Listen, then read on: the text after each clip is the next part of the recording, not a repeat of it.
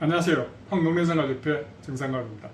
보통 이렇게 상담을 하거나 카페 글도 올라오거나 이렇게 이야기를 들어보면 안약을 전만하다가 잘 듣지 않으면은 뭐 병원에서도 그러고 본인도 그러고 안약에 내성이 생겼어요 라는 말을 가끔 이렇게 하는 경우가 있습니다.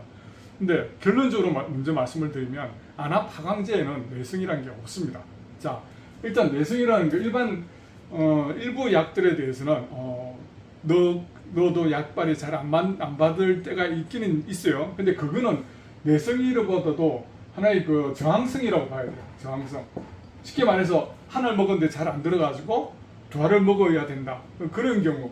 약이 이제 지속적으로 하다 보면은 그게 돼서 좀 무디어지고 그런 것들이 아닌데 그런 것들은 하나를 먹다가 두 알 먹고 그럼 또 돼요. 그래서 좀 쉬었다가 또 하면 또 되는 경우인데 일반적으로 우리가 말하는 내성이라는 거는 뭐 박테리아나 바이러스나 이런 것들이 자기를 죽이려고 하는 항생제나 이런 것들에 대항해서 살아남는 그런 걸 보통 우리가 내성이라고 그러는데 이런 걸 보통 톨러런스라고 그러죠. 근데 그 일반 약에서 특히 장기간 복용하는 그런 약들, 예를 들어서 평생을 먹어야 되는 당뇨나 고혈압이나 또는 뭐 고지혈증이나 만약 이런 약들이 먹어서 내성이 생기면 어떻게 될까요? 자, 당뇨 같은 거 먹다가 내성이 생기면 그 다음부터는 어떻게 하죠? 그럼 당뇨가 악화되어서 뭐 안 좋은 일이 생겨야 되나요? 안압 하강제도 마찬가지고 고혈압약도 마찬가지예요. 그래서 녹내장 안약은 보통 평생을 넣어야 되는데 내성이라는 게 생겨버리면은 그럼 어떻게 되죠? 그럼 바로 수술하는.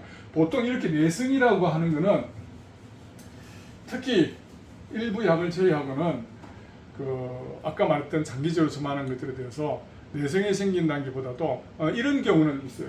넣었는데도 반응이 전혀 없다. 이런 경우는 수용체, 다시 말해서 이 리셉터라는 게 있습니다. 우리 몸에는 있는데 이거는 뭐냐면 어떤 약이 어차피 약이라는 거는 화학제예요. 그죠? 지난번 내가 중강의 때 벤진 고리를 설명하면서도 같이 이 말씀을 드렸지만은 약물이 들어왔을 때 우리 몸에 있는 세포벽이나 표피나 세포에 있는 이 수용체가 리셉터가 그 약과 결합해 가지고 어떤 하나의 양리작용을 일으키는 걸 말하는데 그 약에 대해서 특히 수용체가 없다. 그 약에 대해서만 라고 할 때는 그 약은 그냥 맹물이에요. 근데 이런 경우는 그 극히 좀 드문 경우가 없다는 게 아니라 극히 드문 경우이고 나머지는 대부분 양리 반응을 다 일으켜요. 자, 그런데 그럼 왜 난 약을 쓰다가 어느 날부터는 내가 안압이 안 떨어질까요? 그건 대부분 내 몸의 체질이 바뀌었거나 그런 경우예요. 근데 그런 경우는 어떤 경우냐면 제일 먼저 하는 게 관리소홀이에요. 그 다음이 섭색 문제예요. 그 다음이 노화 문제예요.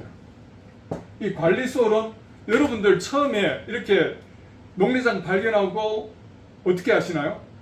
죽기 살기로 운동도 하고 막 경각심을 일으키고 막 하죠. 근데 그게 계속 이어지나요? 1년, 2년, 3년, 4년? 그게 잘 안 돼요. 또 그럴 수밖에 없는 게 인지상정이고. 그렇게 못 살아요. 그렇게 하다 보면. 그죠? 그러다 보면 점점 소홀해지고 초심을 잃게 돼요. 그렇게 함으로써 운동하는 것도 초기 때보다는 좀 덜하게 되고. 그래서 그건 관리 소홀이고, 제일 문제가 큰 거는 습성이에요. 이 습성이라는 거는 물론 어릴 때나 뭐 그런 거 뭐 최근이나 이렇게 우리가 먹지 말라는 것 아시죠? 여기 카페에 올려놓은 거 있지만은 그런 걸 드시는 분들한테는 더욱더 안 좋지만은 그런 것들을 먹었을 때 우리 몸이 체질이 안약이 흔히 말하는 약발이라고 하죠. 약발이 받지 않을 상태로 되는 거예요. 섬유주가 수축이 돼가지고 방수가 더 이상 빠지질 않아요. 근데 제가 상담하다 보면 요즘 많이 느끼는 거는 우리 회원들 대부분 일반 시중의 영양제들, 눈 영양제들 대부분 한두 개는 다 먹고 있더라고. 자, 일반인들이야 우리가 먹지 말라는 거는 뭐들이죠? 다 일반인들은 좋은 거예요. 홍삼, 인삼, 녹용, 뭐 등등 다 좋지만 그게 우리한테는 안 좋은 거예요. 왜 안 좋은지는 지난번 다 설명을 드렸고 안 좋은데 그게 일반인들 상대로 한 영양제들은 대부분 다 들어있어요.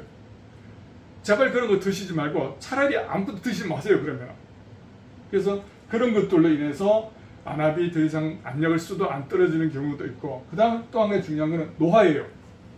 우리 인체 중에서 가장 먼저 노화가 되는 거는 시신경 눈이에요. 그래서 이 노화를 방지하기 위해서 우리가 여러 가지 안압관리, 신경관리에서 보조식품이나 뭐 운동이나 그런 걸 이야기하고 있는데 제가 이렇게 만나보면은 관리 잘하고 계시는 분들 이렇게 만나보면 공통점이 하나가 있어요. 다들 나이보다 많이 젊어요. 저도 마찬가지입니다. 그죠? 저는 목에 주름이 하나도 없어요. 다른 분들도 다 마찬가지 공통점이 있어요. 왜냐하면 이 노화가 되면은 여러 가지 눈의 구조적으로 메커니즘이 슬슬 이렇게 노화가 되기 때문에 그 안약이 잘 안 들을 수가 있어요. 이제 그럴 때는 어쩔 수 없이 이거는 수술적인 방법으로 가야 된다. 그래서 제가 늘 말씀드릴 때마다 수술은 반드시 해야 된다. 왜? 안 누르는 사람 없으니까. 하지만 우리가 이 관리만 잘한다면은 그 수술할 시기를 최대한 늘릴 수 있는 거예요. 자, 정리를 하면은 안약에는 안압 하강제에는 내성이란 건 없다. 다만 내 몸이 안약이 안 들을 정도로 체질이 변하고 있다는 거. 그래서 안약이 안 들을 때는 내가 뭐가 문제지? 하고 내 관리 상태를 점검하고 더 타이트하게 해야 됩니다. 괜히 죄 없는 안약 탓하지 말고 여러분들이 얼마나 최선을 다했는지를 먼저 돌아보시기 바랍니다. 자, 오늘은 안압 하강제의 내성에 대해서 말씀을 드렸습니다. 자, 우리가 관리가 얼마나 중요한지를 여러분들이 꼭 인지를 하시고 열심히 안압 관리, 신경 관리 잘 하시기 바랍니다. 감사합니다.